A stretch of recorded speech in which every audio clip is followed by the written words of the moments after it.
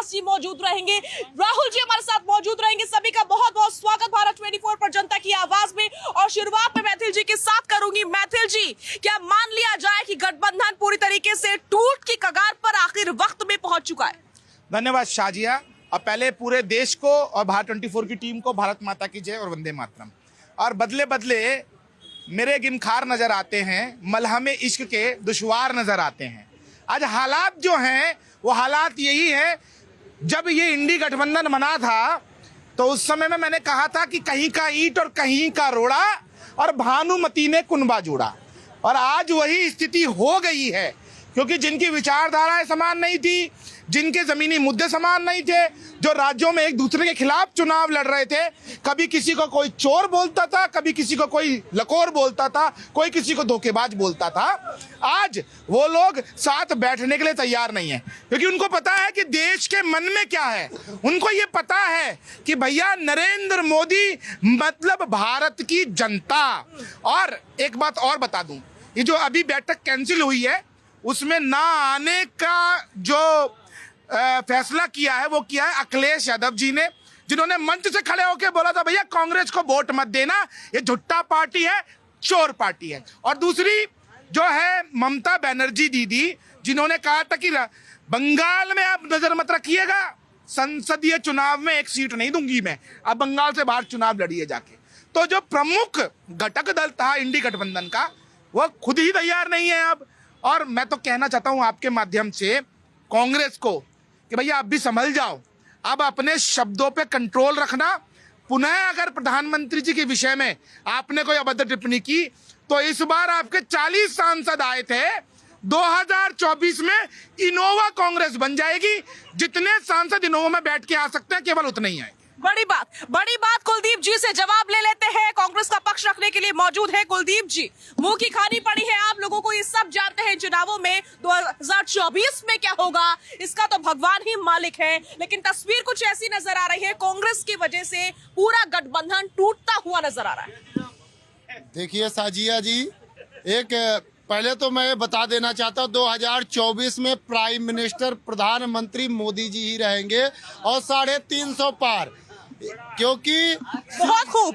कांग्रेस के प्रवक्ता और जो नेता है वो भी अब ये मानने लग गए हैं। एक शिव महापुराण का प्रसंग आता है, महादेव का भक्त था भस्मासुर और उसने इतनी तपस्या की, महादेव खुश होकर उसको वरदान दे दिए।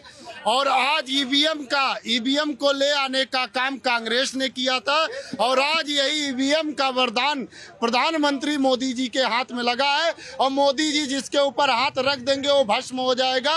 आज इंडिया गठबंधन में अगर दरार देखने को मिल रहा है, राष्ट्रीय अध्यक्ष अखिलेश जी जिस प्रकार से अब इंडिया गठबंधन से दूर जा रहे हैं, तो एक कहीं ना कहीं प्रधानमंत्री मोदी जी का भय है। जिस प्रकार ममता जी भी डर गई मोदी जी से, अखिलेश भी डर गए, नीतीश के सारे मंत्री भी डर गए, नेता भी डर गए, बच्ची कांग्रेस वही नहीं डर रही है। ये ईवीएम जनता की सुविधा के लिए ले आया गया था, पॉजिटिव विचारधारा के लिए लाया गया था।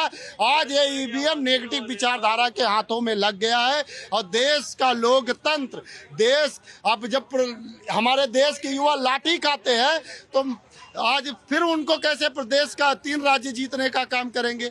यही हर जगह लोकतंत्र की हत्या हो रही है, ईवीएम की चोरी होती है, मजिस्ट्रेट के निगरानी में होती है, तो उस समय हमारे लोकतंत्र चुनाव अयोग्य मौन होते हैं। बड़ी बात। राहुल जी, क्या तस्वीर नजर आ रही है? तो कह रहे हैं कि मोदी जी का ऐसा खौफ है कि अखिलेश यादव पीछे हट गए, ऐसा लग रहा है अपने बयानों को ये लोग भूल गए हैं। कमलनाथ ने क्या कहा था, अरे छोड़िए अखिलेश, और जैसे ही हारे अगले दिन गठबंधन की बैठक बुला ली।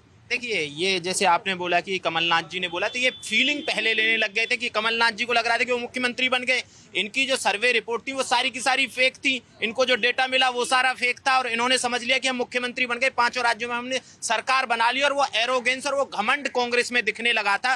कौन है अखिलेश वखिलेश, ये बोला गया। फिर अखिलेश यादव, जब आपको गठबंधन चलाना है तो गठबंधन धर्म भी निभाना पड़ेगा ना। अखिलेश यादव ऐसा थोड़ी कि छोटे मोटे नेता हैं, बड़े नेता हैं, सबसे बड़े स्टेट से आते हैं इस देश के, से जहां 80 से ज्यादा लोकसभा सीटें और 400 से ज्यादा विधानसभा सीटें और वो बहुत बड़े नेता हैं। आप उन पे ऐसे कौन है अखिलेश वखिलेश करके बोलेंगे और फिर कांग्रेस के शीर्ष नेतृत्व की तरफ से कोई इस पे सफाई नहीं देना।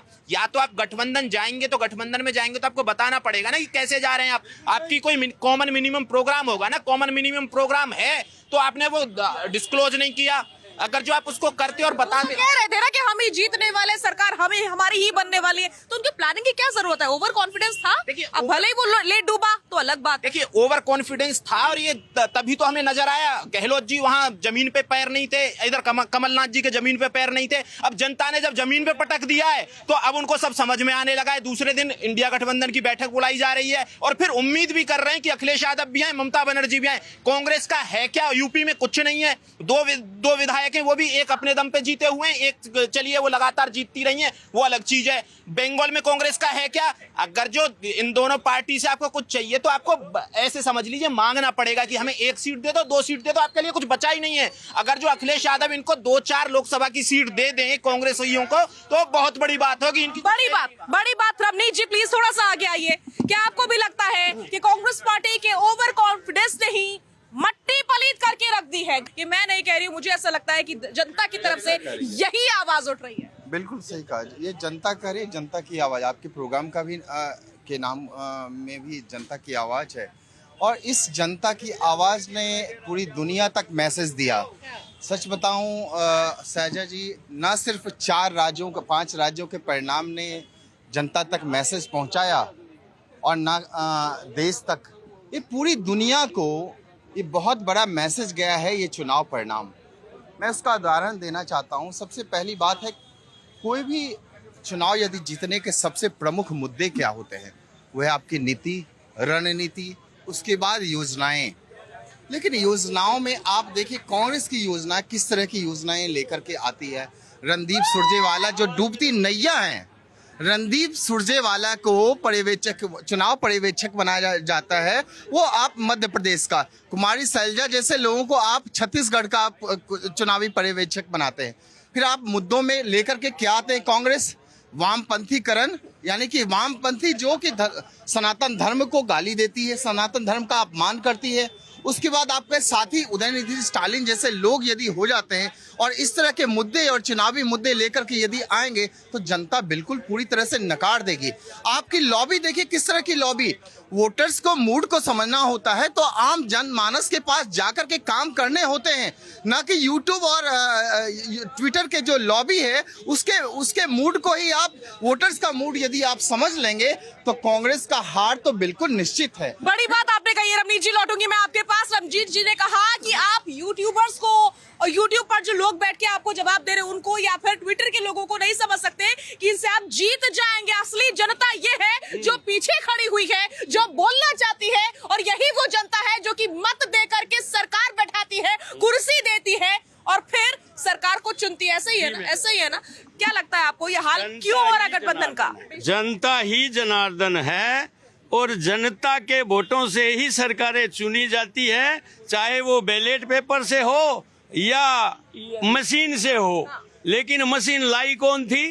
कांग्रेस। अब उसको अपनी लाई हुई चीज पे भी विश्वास नहीं है। जब वो जीतते हैं यहाँ पर तेलंगाना में, कर्नाटक में, हिमाचल में, तब ये ईवीएम पे सवाल नहीं उठाए जाते, और जब वो हारती है तब वो सवाल उठाते हैं। ये दोगलापन है कांग्रेस का। अच्छा, तीसरी बात, कांग्रेस ने आज की तारीख में जो गठबंधन की बैठक बुलाई थी, गठबंधन के नेताओं से पूछा नहीं भाई मैं इतनी तारीख को हम बैठक बुला रहे हैं, किससे पूछा? ममता बनर्जी बोल रही है मेरे को मालूम नहीं, अखिलेश बोल रहे हैं मैं नहीं आऊंगा, नीतीश कुमार बोल रहे हैं मैं नहीं आऊंगा। किससे पूछ के बैठक बुलाई थी? ये इनका एरोगेंस नहीं है कांग्रेस का, एरोगेंस है ये। मैडम, ये जो परिस्थितियाँ लोग सब बता रहे हैं सब इसके विपरीत है। अगर वो हारे हैं तो वो हार गए हैं, वो मानना पड़ेगा, तो सब करना पड़ेगा। बीजेपी की इसमें बहुत बड़ी जीत है, इस बात को मानते हैं। मध्य प्रदेश में जो हुआ, राजस्थान में हुआ, छत्तीसगढ़ में हुआ। छत्तीसगढ़ में तो कोई बिल्कुल कोई सोच ही नहीं सकता था कि कांग्रेस आ गई। बघेल साहब ने बिल्कुल नहीं सोचा था। लेकिन राजस्थान में वो जो मुख्यमंत्री थे उन्होंने मतलब हाईकमान की बात बिल्कुल नहीं सुनी, अपनी मनमानी से सीटें बांटी, अपनी मनमानी से नेता को जिनके ऊपर एंटी कॉन्वेंसी थी उनके विरुद्ध कार्य चल रहा था उसके ऊपर बाहर।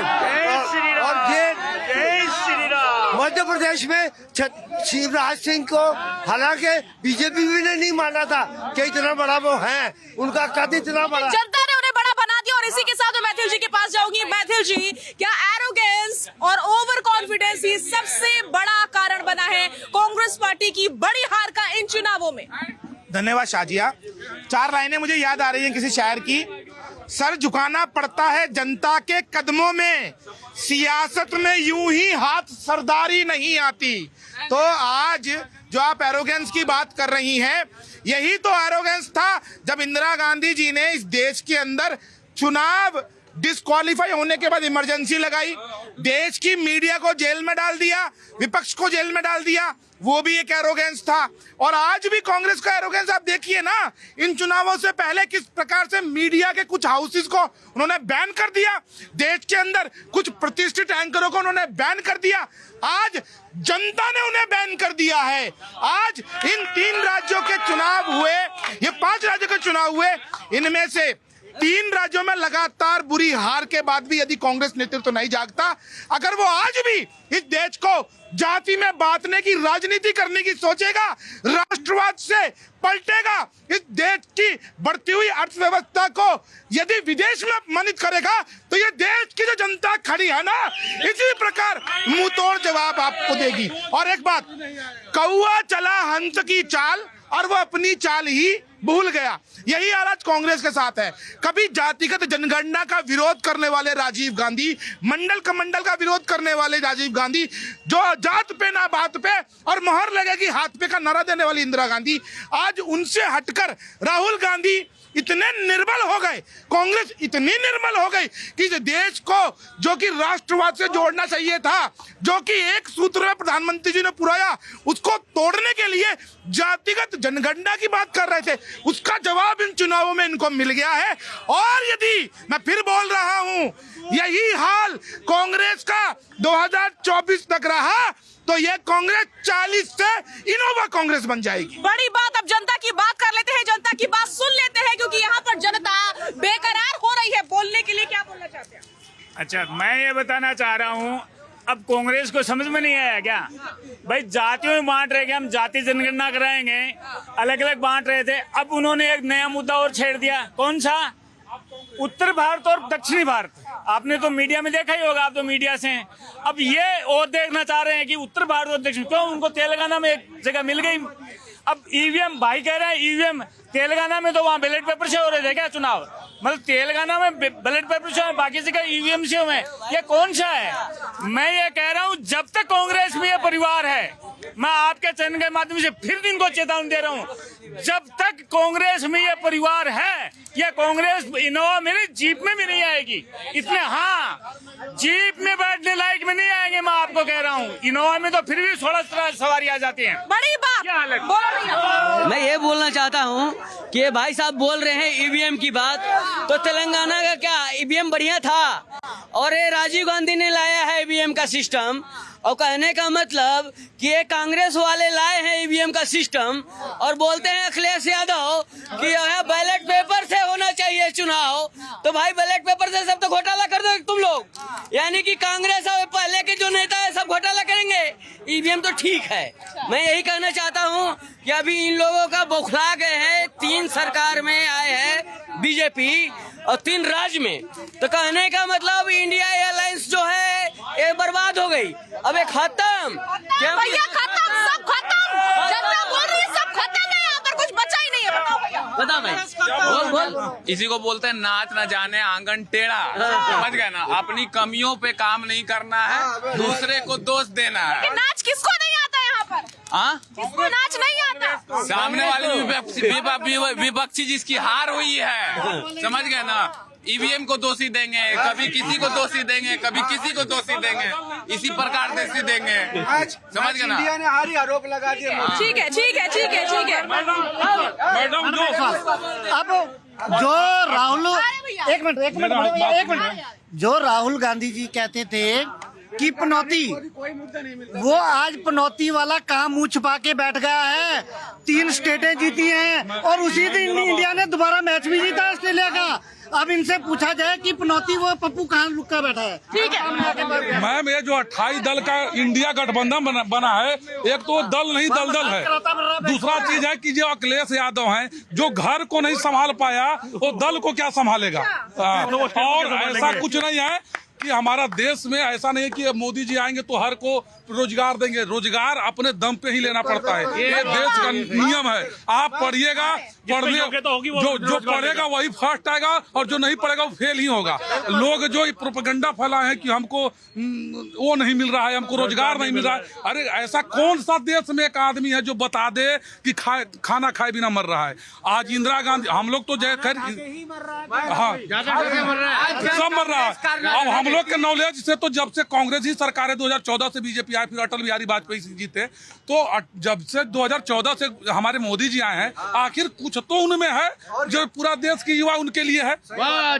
हम भी बड़ी बात मैम, मैं कह रहा हूँ, कांग्रेस को कोई मुद्दा जब नहीं मिलता तो वो क्रिकेट का आरोप लगा देती है। प्रियंका गांधी कहती है मोदी जी की वजह से क्रिकेट हार गए। अरे मोदी जी थोड़ा खेल रहे थे, मोदी जी थोड़ा खेल रहे थे, वो तो खिलाड़ी खेल रहे थे। इन लोगों को कोई मुद्दा नहीं है, सिर्फ 2027 में मोदी जी ही आएंगे और कोई नहीं। मोदी जी ही आएंगे। कुलदीप जी, जवाब है, एक के बाद एक जनता ने आपके ऊपर सवाल दाग दिए हैं, कोई जवाब है? जवाब है। देखिए साजिया जी, 4,90,000 वोट 4 राज्यों में हमें कांग्रेस को मिला है। देश की जनता ने हम पर विश्वास किया है। वहीं 4 राज्य सरकार किसी और की बना दी। सुन लीजिए पहले, सुन।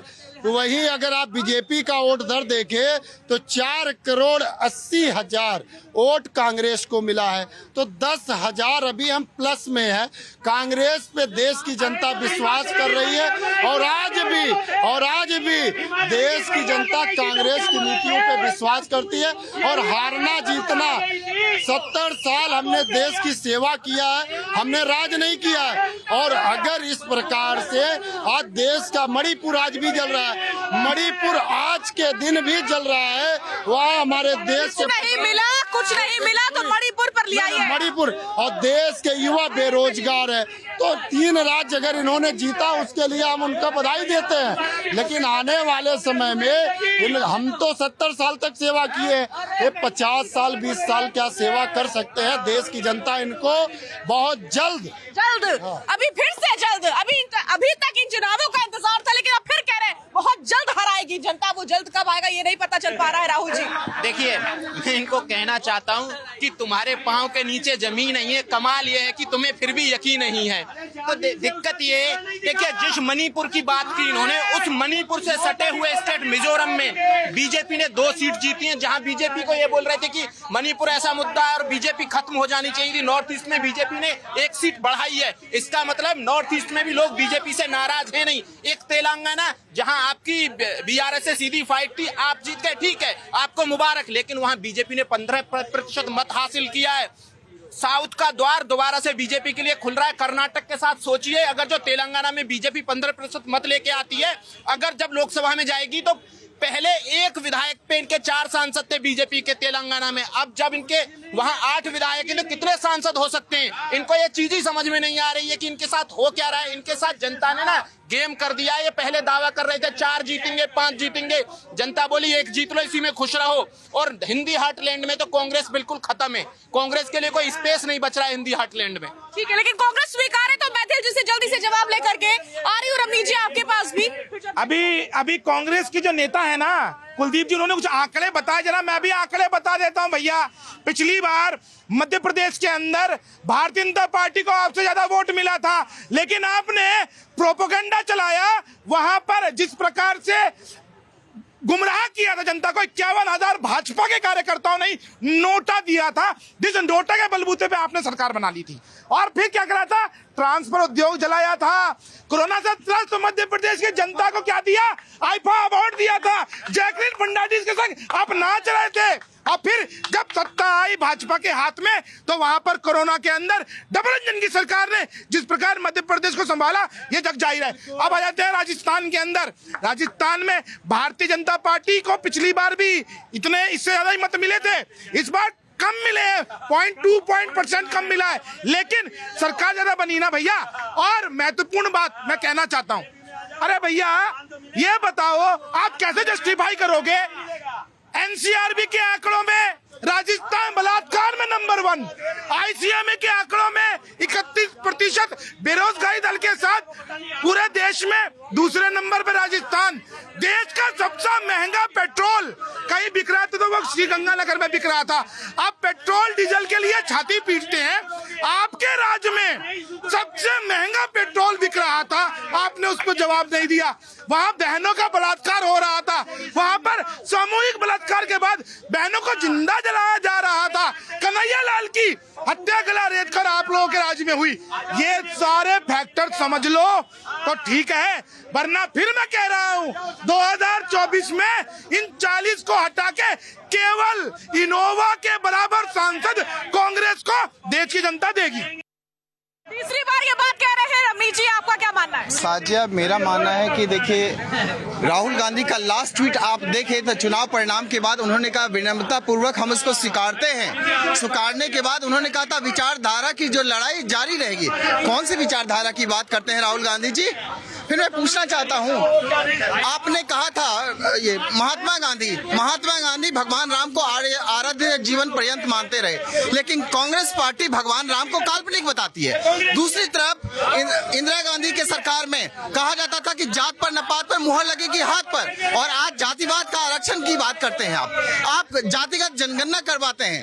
तो इसका मतलब है कि ये जो है ना तो इंदिरा गांधी को मानते हैं ना तो ये महात्मा गांधी को मानते हैं। फिर इसके बाद फिर जातिवाद की बात मैं करूं तो बीपी सिंह ने, विश्वनाथ प्रताप सिंह ने 1990 में मंडल कमीशन, आप सबको याद होगा, लेके आया था। यदि मंडल कमीशन इतना ही सफल होता तो बीपी सिंह की मूर्तियां पूरे देश में लगाई जाती। आज ऐसा नहीं है। क्यों? क्योंकि सबसे ज्यादा रक्तपात करने का भी काम किया था बीपी सिंह ने। उस समय मंडल कमीशन ला करके उस समय आम जनता ने नकार दिया था बीपी सिंह को और मंडल कमीशन को भी। फिर उसके बाद फिर मैं बात करना चाहता हूँ अरविंद केजरीवाल जी, आप बात करते थे अनपढ़, हमेशा प्रधानमंत्री मोदी जी को आप बार बार लगातार कोसते आ रहे थे, आप अनपढ़। अरे उसी अनपढ़ ने पूरे देश में अलग जगह दी। और मैं पढ़ा लिखा अरविंद केजरीवाल जी, आपका क्या हालत है? मध्य प्रदेश में नोटा से भी कम वोट आए आपको, 0% 99 नोटा को मिला है, आम आदमी पार्टी को 0.43%। राजस्थान में हाल है रमनीत जी, जनता जानती है। बिल्कुल रमनीत जी, बुरा हाल है और इसीलिए आज जनता बेकरार हो रही है यहाँ पर बोलने के लिए, बेसब्र हो रही है। इनफैक्ट बोलिए। जय श्री राम, जय श्री राम। तो ये तो सच्चाई की जीत है, ये उन गद्दारों की जीत नहीं जिन्होंने आज तक गद्दारी करी। और ये कांग्रेस के प्रवक्ता ये बोल रहे हैं कि हमने काम किया। इन्होंने कैसे काम किए? यहाँ आतंकवाद फैलवाया, इन्होंने यहाँ गुंडागर्दी कराई, यहाँ भ्रष्टाचार कराया, यहाँ रेप कराए, यहाँ ब्लास्ट करवाए, यहाँ सिखों की हत्या करवाई। क्या नहीं करवाया इन्होंने? आज सच्चाई की जीत है। आज यहाँ जय श्री राम। आज भी मैडम ये कांग्रेसी देश को बांट रहे हैं। कैसे? उत्तर भारत दक्षिण भारत, उत्तर भारत को अलग कर रहे हैं, दक्षिण भारत को अलग कर रहे हैं। एक बड़े कांग्रेसी को बयान आया, उत्तर भारत वाले कम समझदार होते हैं, दक्षिण भारत वाले ज्यादा समझदार होते हैं। ये कांग्रेसियों के बयान है, बड़े नेताओं के। शर्म आनी चाहिए उनको। ये पप्पू के तलवे जो चाटते हैं उनको शर्म आनी चाहिए। ऐसा मैडम, मैंने न्यूज 18 पे भी बोला था कि कांग्रेस में क्या हिंदू नहीं है क्या? मैं कमलनाथ जी, दिग्विजय सिंह, ये दोनों कट्टर वो है। मैं इनसे एक रिक्वेस्ट करता हूँ, जब आपकी ये बैठक होती है ना, बैठक में ये मुद्दा उठाया करो कि आप हिंदुओं के साथ क्यों नहीं चलते। मेरी ये रिक्वेस्ट है कमलनाथ से कि तुमने आज तक कभी कोई ऐसा काम करा, या कोई भी आदमी बता दे। ये बीजेपी वाले खड़े हैं, मैं बीजेपी वाले के अभी 10 कमियां गिना दूं, मैं अभी गिना दूं। ये सराजी रोज आते हैं न्यूज 18 में, ये खड़े हैं यहाँ पे। मुद्दा ये है कि हिंदुओं की बात क्यों नहीं करते कांग्रेस के नेता? हिंदुओं की बात क्यों नहीं करते हैं? हिंदू आज ये सवाल पूछ पूछ रहा है देश का? देखिए, इस देश में सबका साथ, सबका विकास, सबका विश्वास और सबका प्रयास प्रधानमंत्री जी का ये विजन है। और मैं बता दूं, इस देश के अंदर केवल दो ही जात हैं, एक अमीर की और एक गरीब की। माननीय प्रधानमंत्री जी गरीबों के लिए कार्य कर रहे हैं। यही कारण है कि पिछले 9.5 साल के कार्यकाल में इस देश से 13 करोड़ से ज्यादा मेरे भाई जो है गरीबी रेखा से ऊपर हुए। हर गरीब को पक्का मकान मिल रहा है, हर गरीब को आयुष्मान कार्ड मिला है, हर गरीब को, मेरे भाई को नल से जल मिला है। हर ग्राम जो कि सड़क से महरूम था, आज हर सड़क को हाईवे से जोड़ा गया है गांव को। तो ये प्रधानमंत्री जी ने किया है। कांग्रेस को हिंदुओं की भी बात करनी चाहिए। वही कांग्रेस है ना जो भगवान श्री राम को काल्पनिक मानती थी, और आज कांग्रेस का प्रोपेगेंडा नहीं चला था। आप देखिए, भूपेश बघेल ने रामपथ गमन नाम का भी नौटंकी किया, ये मंदिर भी घूमे। लेकिन पूरी देश की जनता और इन प्रदेशों की जनता जानती थी कि जो राम पे विश्वास नहीं करते, आज केवल और केवल वोट के लिए या कोर्ट पे जनेऊ पहन के घूम रहे हैं। अब फिर ये वापस घुस जाएंगे अपने अपने घरों में, इसलिए आज जनता ने इनको नकारा है। ठीक है, बोलिए। साजिया जी, अभी हमारे बीजेपी के प्रवक्ता जी कहा कि जो राम को लाए हम उनको लाएंगे। राजीव गांधी जी ने स्वयं ताला खुलवाया था, ये शायद भूल गए हैं, और आज ये बोल रहे हैं। और राम के अस्तित्व पर किसने सवाल उठाया था? आज ये हिंदू मुस्लिम का जो राम के अस्तित्व पर किसने सवाल उठाया था, ये पूछा जा रहा है। राजनीति करते हैं तो महात्मा गांधी जी थे, सबको साथ लेके चले थे। और मैं एक बार नहीं 1000 बार कह चुका हूँ, हिंदू मुस्लिम सिख ईसाई हम वतन हम नाम है, और जो करे इनको जुदा मजहब नहीं इल्जाम है। और यही इल्जाम बीजेपी वाले देश का हिंदू भी पूछ रहा था जनता में से हिंदुओं की बात कब होगी? वोट दर संख्या हमारी बढ़ी है, और ये बीजेपी वालों को समझना पड़ेगा। मैं आपसे कुछ और कह रही हूँ कुलदीप जी, देश की जनता जो इस साइड खड़ी है उसमें से आवाज उठ रही है कि कांग्रेस के नेता हिंदुओं की बात क्यों नहीं करते? देखिए, देश की जनता जितनी है, आपके चैनल पे सब देश की जनता जानती है कि ये कितने लोग यहाँ पे रोज रेगुलर आते हैं और इनके क्या विचारधारा है, देश की जनता सब समझती है। ठीक है, और रही बात देश के विचारधारा पे लड़ाई है, और देश की विचारधारा जानती है। कांग्रेस पार्टी ने सदैव हिंदुत्व की रक्षा की है, सभी धर्मों की रक्षा करने का काम किया है, इससे ये ठुकरा नहीं सकते हैं बीजेपी के लोग। लेकिन मेरे सवाल का जवाब अब भी नहीं दिया आपने। साजिया, इन्होंने कहा कि राजीव गांधी ने ताले, अरे राजीव गांधी ने ताला यदि खुलवाया तो कांग्रेस इन्होंने बंद भी तो कर दिया उसी ने। रामलला का दर्शन करने के लिए कोई नेता उसके बाद गया नहीं, दूसरा क्यों नहीं गया आखिर? क्योंकि राम को इन्होंने नकारा, आम जनता ने इनको नकार दिया। मुझे तो डर है 2024 में, मुझे तो डर है 2024 में विपक्ष कहीं नजर भी नहीं आएगा, क्योंकि ये हालात ऐसे हो जाएंगे, क्योंकि आप सनातनियों का अपमान करेंगे। ये सनातनियों का अपमान नहीं सहेगा हिंदुस्तान। ये हर एक हिंदुस्तानी के रचा बसा है सनातन धर्म। हमारी सिर्फ ये जीवन यापन तक ही नहीं, ये हमारे लिए समझिए संस्कृति है, हमारी विरासत, हमारे प्राण में बसता है। उसको आप अपमान करेंगे, उसको आप अपमानित करेंगे, कहां से सहेगा? फिर उसके बाद देखिए, कांग्रेस पार्टी का मूल चरित्र जो रहा है सिर्फ और सिर्फ तुष्टीकरण का, इसकी शुरुआत देखिए। इसके पहले इन्होंने, आपने ऐसा क्यों बयान दिया था? आपने ऐसा, मनमोहन सिंह ने ऐसा क्यों बयान दिया कि सबसे पहला जो हक है अल्पसंख्यकों का है, बहुसंख्यक पाकिस्तान चले जाएं? यदि चले गए तो पाकिस्तान के हालात भी, पाकिस्तान भी फिर हिंदुस्तान हो जाएगा हमारा। लेकिन मैं सबका साथ सबका विकास, प्रधानमंत्री की बात, प्रधानमंत्री सिर्फ बात नहीं करते हैं, उसको आप देखिए, उसको आम जनता में आप जाकर के देखिए जिस तरह से विकास हुआ। 6 महीने, पिछले 6 महीने में अशोक गहलोत ने भी काम किया था।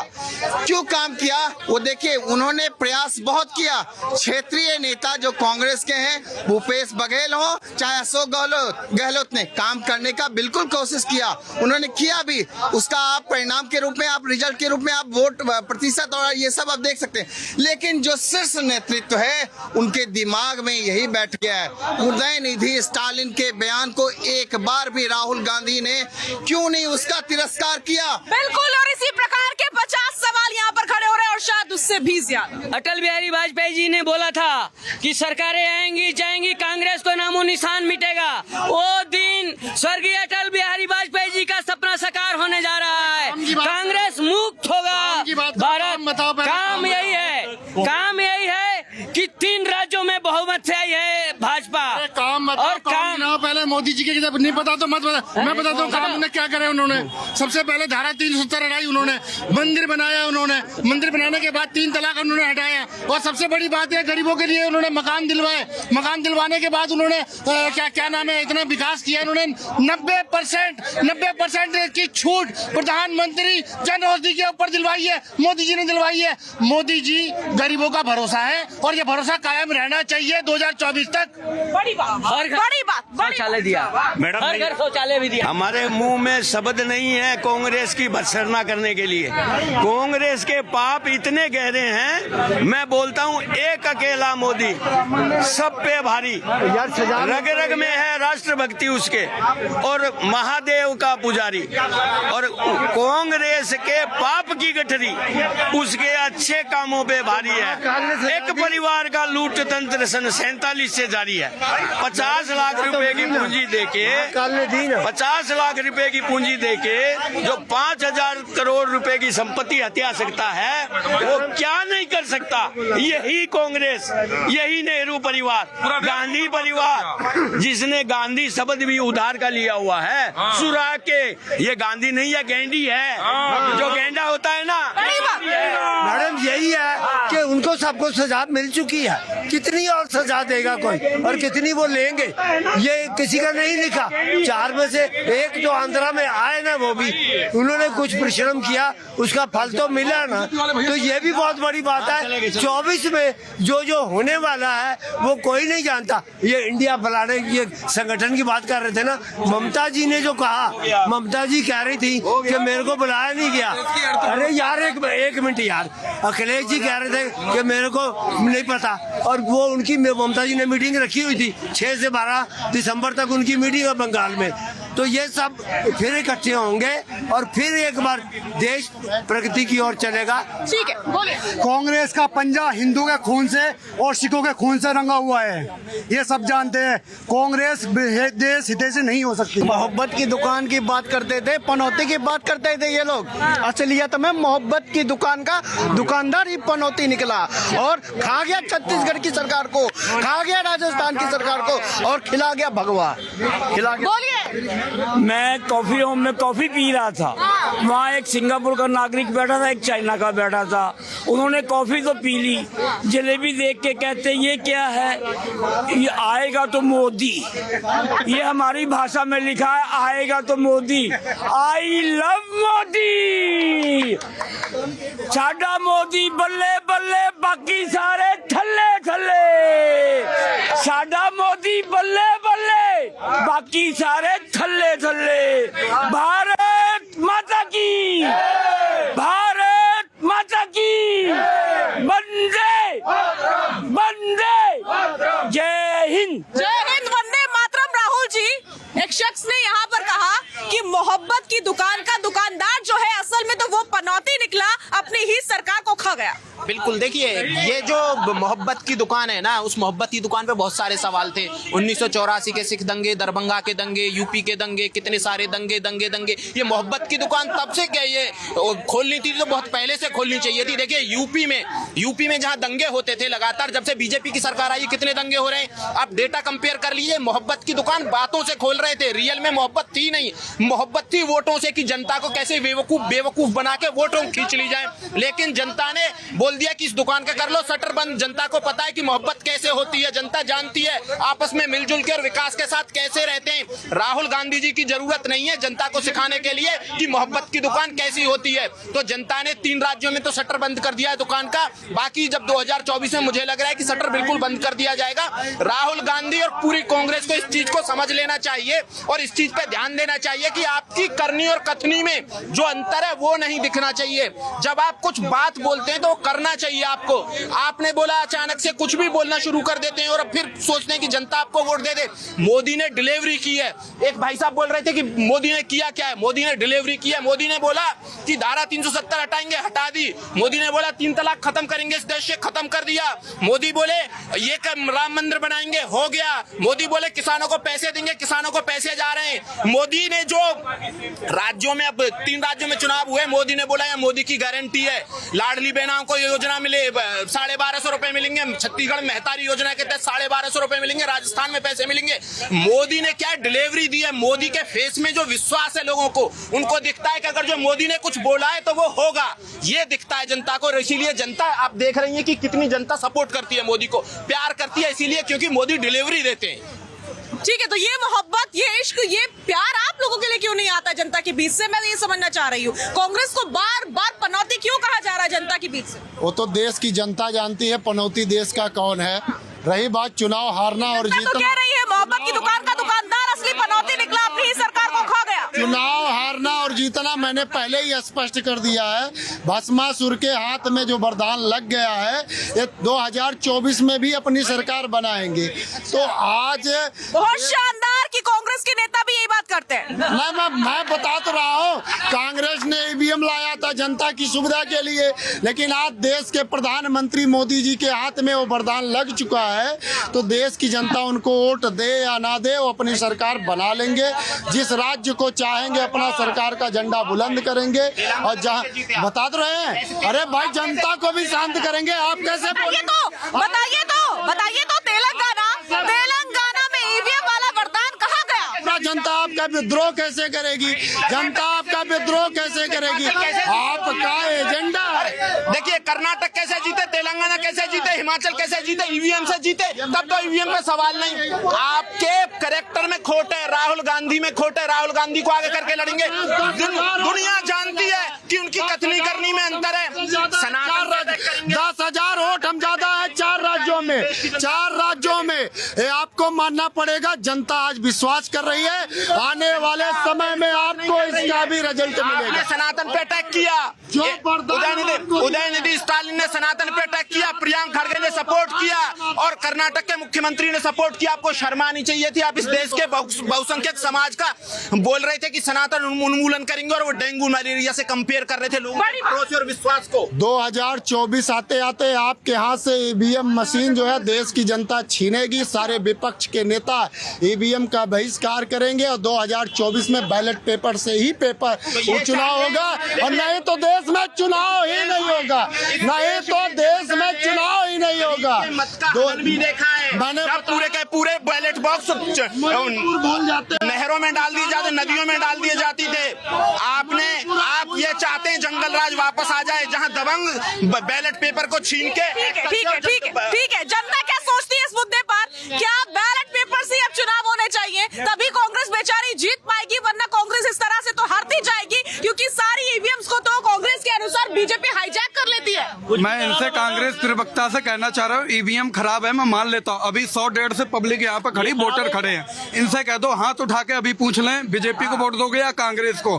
अगर बीजेपी के वोटर ज्यादा है, एक मिनट, बीजेपी के वोटर ज्यादा है, हाँ तो हाथ उठवा लो। चैनल पे व्यूज की बात, मैं कांग्रेस ज्वाइन कर लूंगा अभी। अगर कांग्रेस के वोटर अगर ज्यादा हैं तो मैं कांग्रेस ज्वाइन कर लूंगा। अभी आप ऑनलाइन वोटिंग करवा लो हाथ उठवा के। और इनको कांग्रेस छोड़नी पड़ेगी, इनको कांग्रेस छोड़नी। मैं भाई जनता की बात चैलेंज कर रहे हैं, चैलेंज को एक्सेप्ट करता हूँ। और आपके चैनल पे कमेंट करके बताएं कि क्या बीजेपी सरकार जुमलेबाज धोखे से सरकार बनाने का काम किया है या नहीं, कमेंट करके बताएं। पोजीशन में प्लीज। ठीक है, कांग्रेस में सारे उठाई गिरे, इनकी कहीं नहीं चलेगी, क्योंकि यह सच्चाई का साथ है। आज मोदी जी है तो मुमकिन है, सारी सच्चाई है और आगे बढ़ने वाला सब कुछ नामुमकिन है, ऐसा ही है क्या? अच्छा, मैं ये ईवीएम वगैरह से ये पूछना चाह रहा हूँ, 5 राज्यों में चुनाव हुए, 3 में चलो बीजेपी जीत गई, 1 में कांग्रेस जीती, मिजोरम में कोई किसी और की सरकार बनी। अगर ईवीएम खराब है तो मिजोरम में सरकार क्यों नहीं बनी? अगर ईवीएम खराब है, इसके पहले हिमाचल प्रदेश में सरकार कैसे बन गई कांग्रेस की? कर्नाटक में कैसे बन गई? इनको कैसे, जब हारेंगे तब ईवीएम खराब है, जब जीतेंगे जनता ने जिताया है हमको। ठीक है, कौन बोलना चाहता है? हाँ, मैं सबसे पहले बोलूंगा कि कांग्रेस को ना राम मंदिर से हराया, ना राम जी हराए, ना पनौती हराए। कांग्रेस के अहंकार ने हराया है। आपको पता है कि बीजेपी के लोग जो है मुस्लिम को वोट टिकट नहीं देते, क्योंकि मुस्लिम लोग वोट नहीं देते। तो कांग्रेस को जो है एक भी सवर्ण वोट देने को तैयार नहीं है आज के समय में। जितना टोटल सवर्ण समाज जो है बीजेपी के साथ है, तो कांग्रेस जो है सवर्ण लोगों को टिकट क्यों दी, पहली बात। और दूसरी बात, कांग्रेस ने जो इंडिया गठबंधन के साथ तुरंत 1 महीना भी नहीं हुआ जो दगाबाजी किया है ना, उसका परिणाम हुआ है। अगर मध्य प्रदेश में 200 सीट में से 50 सीट महागठबंधन को देता, 150 सीट में अगर ये खुद चुनाव लड़ता तो कैसे नहीं होता।